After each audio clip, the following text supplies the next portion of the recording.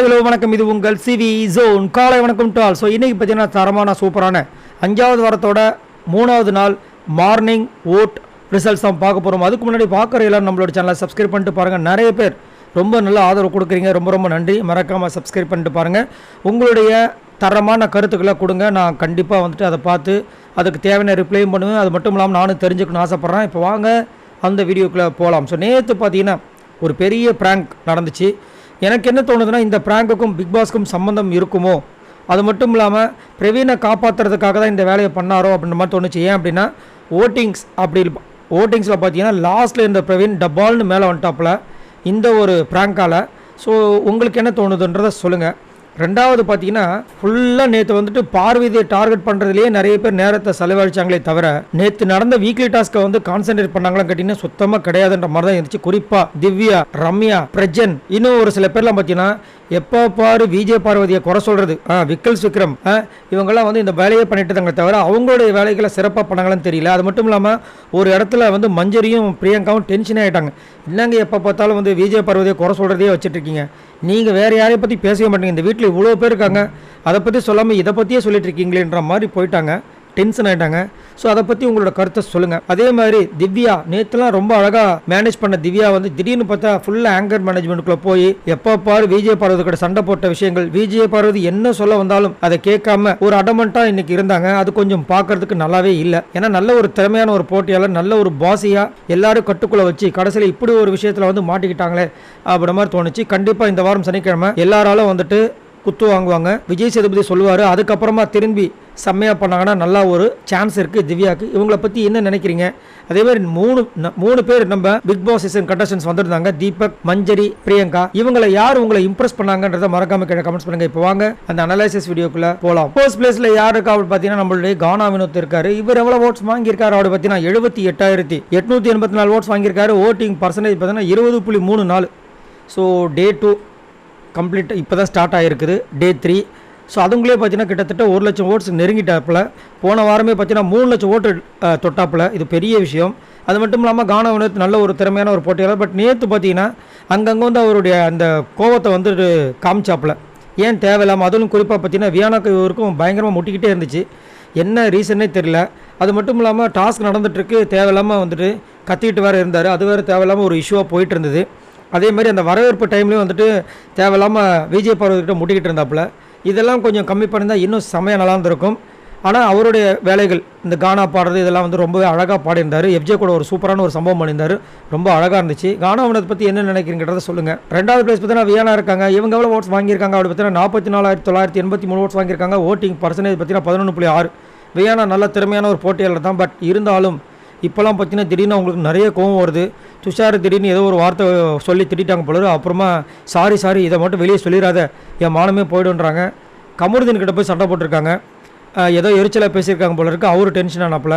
So Viana ஏன் திடீர்னு இவ்வளோ டென்ஷன் ஆகிறாங்க? அது மட்டும் இல்லாமல் அவங்க மேலே ஒரு பெரிய குற்றச்சாட்டு என்ன வருதுன்னா, சுபிக்ஷா கிட்டேயும் இன்னும் ஒரு சில பேர்கிட்ட மட்டும் பேசும்போது வேறு மாதிரி பேசுகிறாங்க போல்டாக.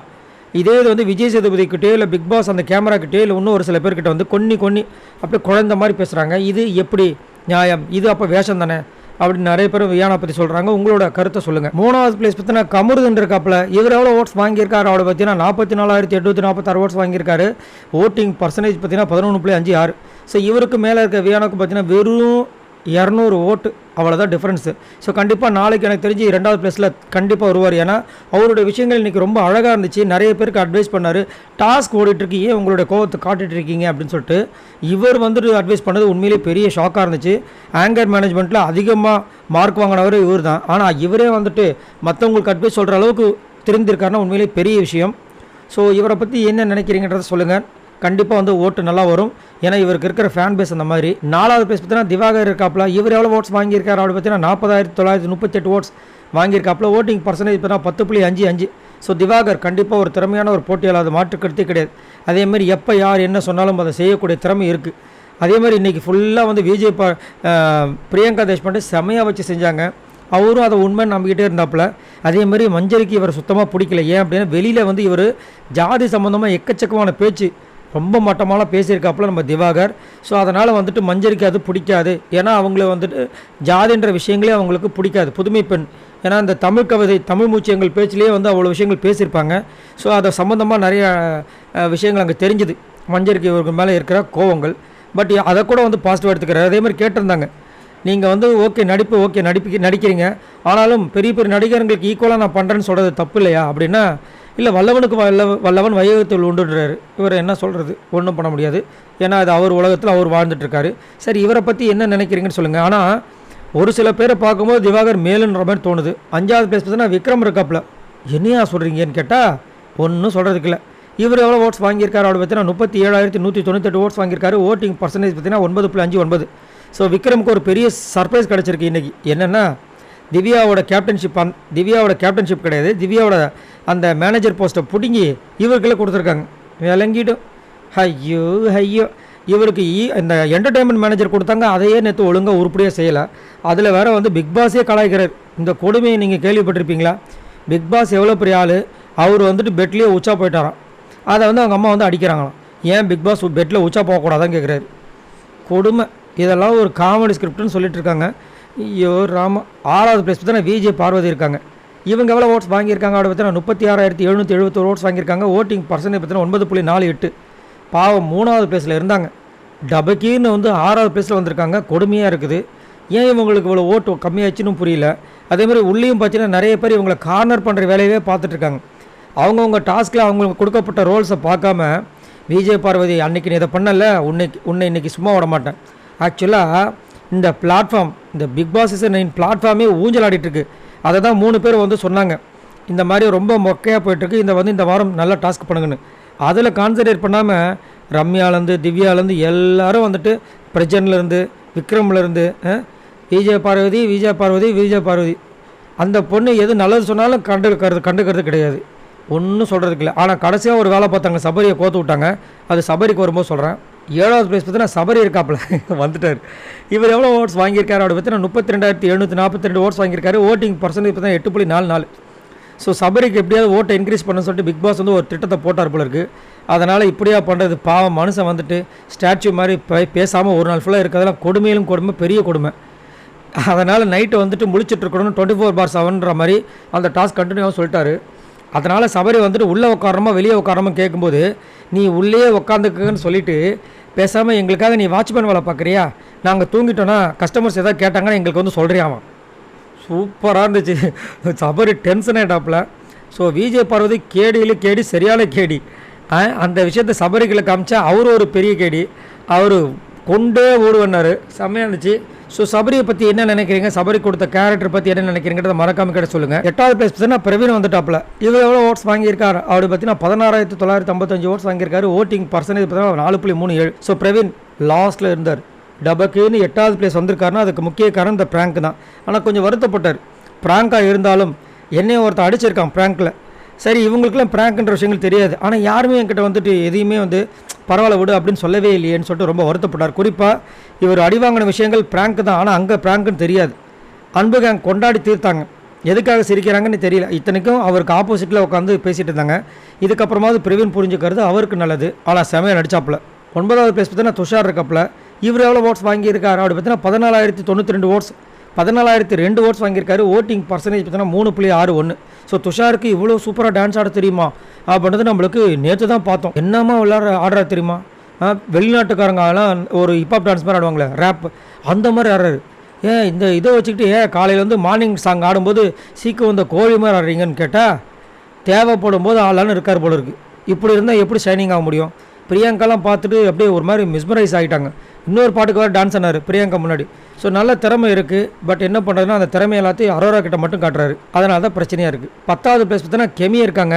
இவங்க எவ்வளோ ஓட்ஸ் வாங்கியிருக்காங்க அப்படி பார்த்தீங்கன்னா 13,952 ஓட்ஸ் வாங்கியிருக்காங்க. ஓட்டிங் பர்சன்டேஜ் பார்த்தீங்கன்னா 3.6. கெமி பார்த்தீங்கன்னா இன்றைக்கி டோராவின் பயணங்கள்னு சொல்லிட்டு நம்ம திவாகர் கூட சேர்ந்து ஒரு விஷயத்த பண்ணாங்க நேற்று. முடியலை. அவங்க குழந்தையான்னு நினச்சி ஏதோ ஒன்று பண்ணுறாங்க. பார்க்கறதுக்கு நம்மளுக்கு மனசில் தான் தைரியம் இல்லை. இருந்தாலும் அதையும் ரசிக்கிறதுக்கு சில பேர் இருக்காங்கன்னு நினைக்கிறேன். கெமி அவங்க யாருக்கெல்லாம் பிடிக்குன்றதை மறக்காம கீழே கமெண்ட்ஸ் பண்ணுங்கள். 11வது பிளேஸ் பார்த்தீங்கன்னா நம்மளோட எஃப்ஜே இருக்காப்புல. இவர் எவ்வளோ ஓட்ஸ் வாங்கியிருக்காரு அப்படி பார்த்தீங்கன்னா 13,429 ஓட்ஸ் வாங்கியிருக்காரு. ஓட்டிங் பர்சன்டேஜ் பார்த்தீங்கன்னா 3.46. வயல் கார்டுக்கு முன் வயல் கார்டுக்கு பின்னு இவரை வந்து பிரிக்கலாம். வயல் கார்டு முன்னுக்கு வரைக்கும் பார்த்தீங்கன்னா பெரிய ரவுடி, நான்லாம் சொன்னது தான் இங்கே நடக்கும், அம்மா அண்ணா இங்கே வாங்க, இவங்க என்னென்னு பிரச்சனை கேளுங்க, என்னையவே முறைக்கிறாங்கன்ற மாதிரி ஒரு ஷெல்லுக்குள்ளே இருந்தாப்புல. வைல்ட் கார்டு வந்ததுக்கப்புறமா அப்படியே மாறிட்டாரு. அம்மாவையும் காணா, ஆட்டுக்குட்டியும் காணா, அண்ணனையும் காணு. ஃபுல்லாக வந்துட்டு அக்கா அண்ணா யார் அது அக்கான்னு பார்த்தா கனியக்காவை சொல்லியான், சாண்ட்ராவான். அதுக்கப்புறம் இங்கே வந்து பார்த்தீங்கன்னா பிரஜனன்னாவான். ஒரு இடத்துல அக்கான்னு கூப்பிட்டாரு. நான் கூட கனியை கூப்பிட்றாங்க பார்த்தா அக்கான்னு கூப்பிட்டுட்டு கனித்தூரி இங்கே வாங்கன்றாரு. அப்போ அக்கான்னு யாரை கூப்பிட்டா பார்த்தா சாண்ட்ரா வராங்க. ஆஹா, ஓ சூப்பர்ப்பா, நீ பொழைச்சி போடா தம்பி அப்படின்ற மாதிரி இருந்துச்சு. இவரை பற்றி என்ன நினைக்கிறீங்கன்றதை சொல்லுங்கள். லாஸ்ட்டாக பற்றி நம்மளுடைய அம்மா ரம்யா வந்துட்டாங்க. இவங்க எவ்வளோ ஓட்ஸ் வாங்கியிருக்காங்க அப்படி பார்த்தீங்கன்னா 13,196 ஓட்ஸ் வாங்கியிருக்காங்க. ஓட்டிங் பர்சன்டேஜ் பார்த்தீங்கன்னா 3.4. இவங்களை ரிசப்ஷனிஸ்ட்ன்ற ஒரு அடையாளம் கொடுத்து உட்கார வச்சிருக்காங்க. ரிசப்ஷனிஸ்ட்லாம் போய் பார்த்துருக்கீங்களா? பெரிய பெரிய ஹோட்டலில் அவ்வளோ அழகாக இருப்பாங்க. இவங்களும் அழகாக தான் இருக்காங்க. ரைட், எவ்வளோ ஹம்பிளாக பேசுவாங்க. சார் சொல்லுங்கள் சார், அவ்வளோ அழகாக பேசுவாங்க, க்யூட்டாக இருக்கும். இந்த அம்மா மூஞ்சியை டெரராக வச்சுட்டு சல்லுங்க அப்படின்ற மாதிரி பேசுகிறாங்க. பிரியங்கா வந்துட்டு ஒரு விஷயத்த சொல்ல வராங்க. பிரியங்காவை இருக்கவே சொன்னாங்க, மற்றவங்க இருந்தாங்க எழுந்திரிச்சு ஓடி போயிருப்பாங்க பயந்தத்தில். அந்த அளவுக்கு மூஞ்சை முறைச்ச மாதிரி வச்சுருக்காங்க இந்த ரம்யா. இதில் வேறு இவங்க மனசில் வந்துட்டு ரிசப்ஷனிஸ்ட்டாக மறந்து அசிஸ்டன்ட் மேனேஜர் கேட்டால் சண்டைக்கு வராங்க. ரிசப்ஷனிஸ்ட்னால் என்ன பண்ணுமோ அதை மட்டும் பண்ணோம். கேட்டால் திவ்யா எங்கள் கூட இருக்காங்க, நாங்கள் அப்படி தான் செய்வோம். அப்போ மக்களும் அப்படி தான் ஓட்டை செஞ்சு இவங்களை லாஸ்ட்டில் உட்கார வைப்பாங்கன்ற மாதிரி லாஸ்ட்டாக வந்து ரம்யா இருக்காங்க. ஸோ இந்த வாரம் அவங்க தான் வெளியே போக போகிறாங்கன்றது நல்லாவே தெரியுது. ஆனாலும் என்ன விஷயங்கள் நடக்க போகுதுன்னு தெரியல. ஸோ இவங்க எல்லோரும் மொத்தமாக வாங்கின ஓட்ஸ் இது வரைக்கும் பார்த்தீங்கன்னா 3,87,896 ஓட்ஸ் வாங்கியிருக்காங்க. ஸோ சூப்பராக கலவரமாக இந்த ஓட்ஸ் பார்த்தீங்கன்னா மாறி மாறி மாறி மாறி டே பை டே மாறிட்டே இருக்குது. ஸோ 6வது பிளேஸ்லேயோ 7வது பிளேஸ்லேயோ இருந்த ரம்யா இப்போ லாஸ்ட்டில் வந்திருக்காங்க. இதுதான் கடைசியாக அப்படியே ட்ராவல் ஆகுன்ற மாதிரி தோணுது. பட் இருந்தாலும் சொல்ல முடியாது. ஸோ உங்களோட கருத்தை சொல்லுங்கள். நீங்கள் யார் வெளியே போவாங்கன்னு நினைக்கிறீங்கன்றதை மறக்காம கீழே கமெண்ட்ஸ் பண்ணுங்கள். பாய் நண்பர்களே.